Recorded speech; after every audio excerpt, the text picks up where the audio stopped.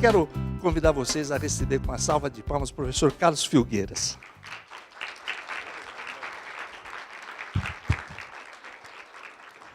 Muito obrigado pela generosidade dessa introdução do Nélio, que eu conheço há muitos anos.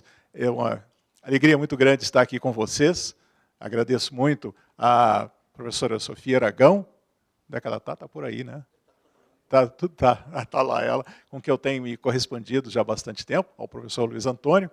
E eu quero que vocês se sintam bastante à vontade, porque eu estou à vontade.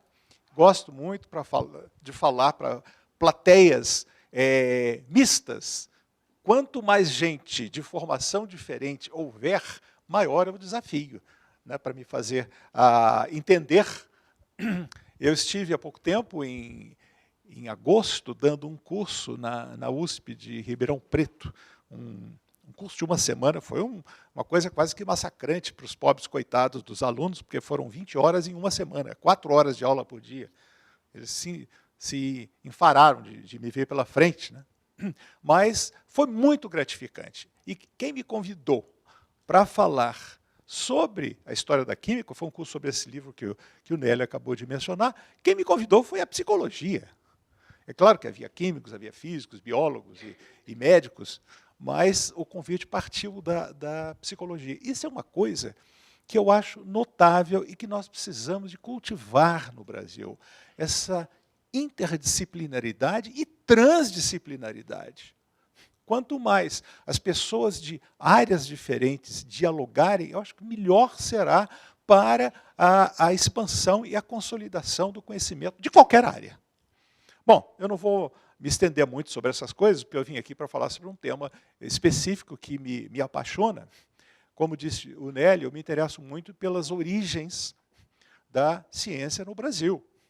O Brasil teve pessoas notáveis no passado que quase não são conhecidas. Por exemplo, eu estava dizendo agora mesmo que, em 1879, foi defendida uma tese de doutorado em Química na Universidade de Zurique, na Suíça, por um cidadão brasileiro chamado Jorge Tibiriçá Piratininga. Talvez alguns tenham ouvido falar nele. Ele foi governador de São Paulo 2 vezes. A primeira vez em 1890, nomeado pelo Marechal Deodoro, logo depois da proclamação da República, e mais tarde ele se elegeu em 1904 e foi governador de 1904 a 1908. Ele descobriu, a tese dele foi sobre a síntese do ácido fórmico.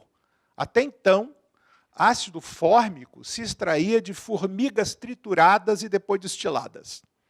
Hoje, a indústria química usa uma quantidade fantástica de ácido fórmico para fazer resinas e plásticos, e é claro que não seria possível fazer isso a partir de formigas.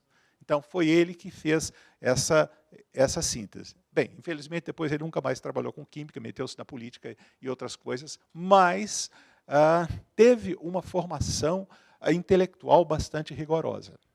Então, nós precisamos de conhecer esse nosso passado. Eu andei conversando aqui com outras pessoas também. No século XVII, em 1668, um astrônomo jesuíta em Salvador, na Bahia, descobriu um novo cometa. Era um cometa que ocupava 23 graus do céu. Se o céu tem 180 graus, 23 graus é bastante grande, né?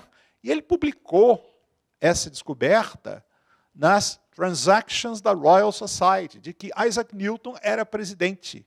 E Newton gasta meia página do seu livro mais importante, Princípio da Matemática, descrevendo a descoberta do Valentim Stancel, no século XVII.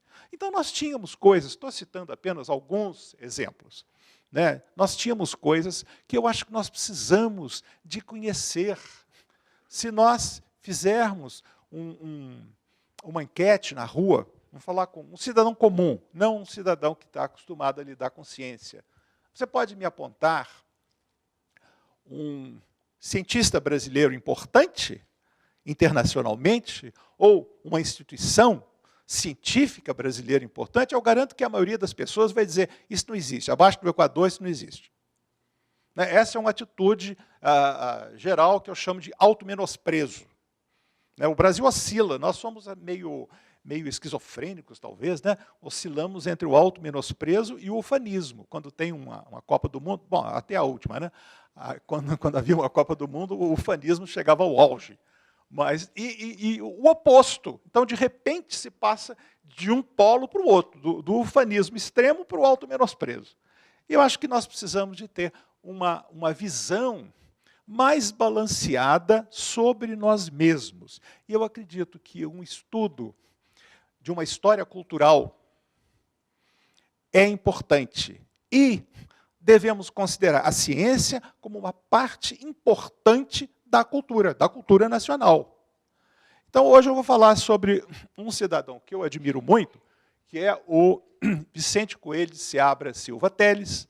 Vou chamá-lo apenas de Seabra, ele é mais conhecido como Seabra em Portugal. Então, ele nasceu na cidade de Congonhas do Campo, em Minas Gerais, aquela cidade que tem os profetas do Aleijadinho, que não existiam nessa época, né? Ele nasceu em 1764. Há 2 anos ele fez 250 anos de nascimento. E morreu em Coimbra, em Portugal, pouco antes de completar 40 anos. Então teve uma vida bastante curta, mas publicou muita coisa, pelo menos 10 obras, das quais alguns livros excepcionais sobre os quais eu pretendo falar aqui. Vamos para a próxima, por gentileza. Bom, ele estudou no seminário de Mariana. Mariana é a cidade onde houve aquele desastre ambiental, né, o ano passado. A cidade de Mariana não foi atingida, foi o município de Mariana que foi. Então, ele estudou lá no seminário, que era um seminário muito importante, seminário de Nossa Senhora da Boa Morte. E lá, ele lecionava um professor de filosofia natural. Filosofia natural é o nome antigo das ciências. Então, um professor de ciências chamado Luiz Vieira da Silva, que era um cônego. E ele tinha uma extensa biblioteca particular para aquela época. 270 obras, com cerca de 800 volumes, algumas obras eram em mais de um volume, em várias línguas. Latim, português, francês, italiano, espanhol e inglês. Como o cônego se tornou inconfidente, ele foi preso e suas obras foram confiscadas, e a relação delas está nos autos da devassa da Inconfidência Mineira. Todas elas, exceto as obras em inglês. É muito engraçado que o escrivão que copiou os títulos das obras pôs todas minuciosamente, e embaixo escreveu assim: e 24 livros em inglês. Ele achou muito difícil copiar aqueles nomes, então nós não sabíamos quais são os livros em inglês. Há pouco tempo, eu descobri uma coisa muito interessante.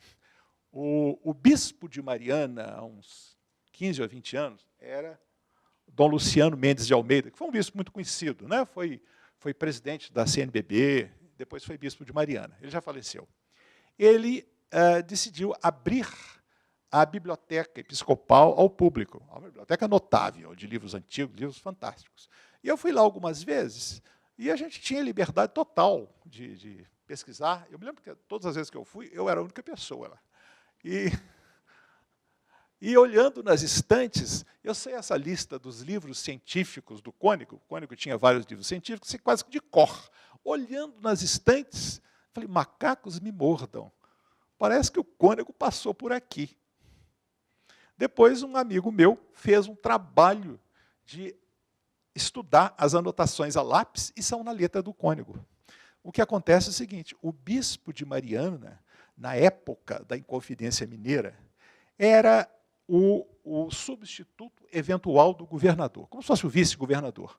Os livros do cônego foram condenados à fogueira, mas o bispo era bibliófilo, então ele pegou tudo e levou para casa. Ninguém ficou sabendo. Só agora, felizmente, que isso aconteceu.